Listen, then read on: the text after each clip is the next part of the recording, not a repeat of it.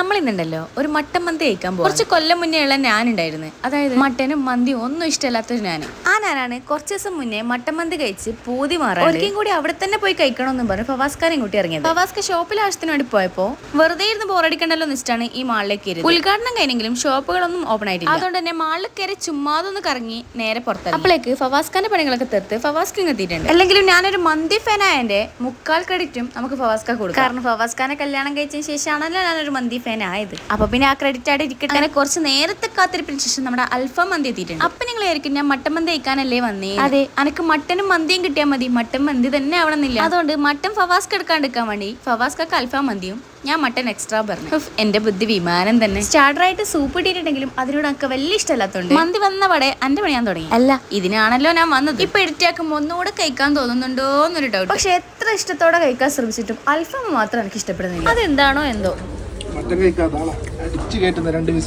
അങ്ങനെ പറയണ്ട, പാവല്ലേ നേരത്തെ അവസാനം ഞാൻ ചെറിയ പൈസ കൊടുത്തായിരുന്നു. അങ്ങനെ മന്തി കഴിച്ചപ്പോ സ്വീറ്റ്സ് ആയിട്ട് കുനാഫ് ഓർഡർ ചെയ്തു. പക്ഷെ ഇത് ഞാൻ വിചാരിച്ചത്ര എനിക്ക് ഇഷ്ടമായില്ല. കാരണം ഇതിന് മുന്നേ ഞാൻ ഒരു വട്ടേ കഴിച്ചിട്ടുള്ളൂ, അതെന്റെ അടുത്ത് ഉണ്ടാക്കിയിട്ട്. അത് വെച്ച് നോക്കുമ്പോൾ ഇതത്ര പോരാ. പക്ഷെ അടുത്ത് കേൾക്കണം. അവസാനം അതും കഴിച്ച് ലാസ്റ്റ് ഇട്ടുന്ന ജീരകമിഠായി എടുത്ത് അവിടെ ബില്ല് എമൗണ്ട് ആരാണോ കറക്റ്റ് പറയുന്നത് അവർക്ക് വേണ്ട സാധനം വാങ്ങിക്കൊടുക്കാന്ന് പരസ്പരം വാക്ക് കൊടുത്തിട്ടുണ്ടായിരുന്നു. നിർഭാഗ്യവശാൽ 7% GST ഞാനും 5% GST ഫവാസ്കയും കൂട്ടിയത് കൊണ്ട് ഞാൻ പറഞ്ഞത് തെറ്റായിപ്പോയി. എന്നാൽ ഭാഗ്യവശാൽ രണ്ടാളും വയറ് ഫുൾ ആയതുകൊണ്ട് തൽക്കാലം ഞാൻ രക്ഷപ്പെട്ടു. അല്ലെങ്കിൽ റൂമിൽ പോകുന്നവയ്ക്ക് എന്തെങ്കിലും ഒന്നും കൂടി വാങ്ങിപ്പിക്കുന്ന ഞാൻ ഇപ്രാവശ്യം ഒന്നും മിണ്ടിയില്ല. കാരണം എന്റെ കയ്യിൽ നിന്നാണല്ലോ പൈസ പോവുക. അങ്ങനെ പാട്ടും പാടി നമ്മളെ റൂമിലേക്ക് ഇട്ട് ഇനി അടുത്ത വിശേഷമായി വീണ്ടും വരാം.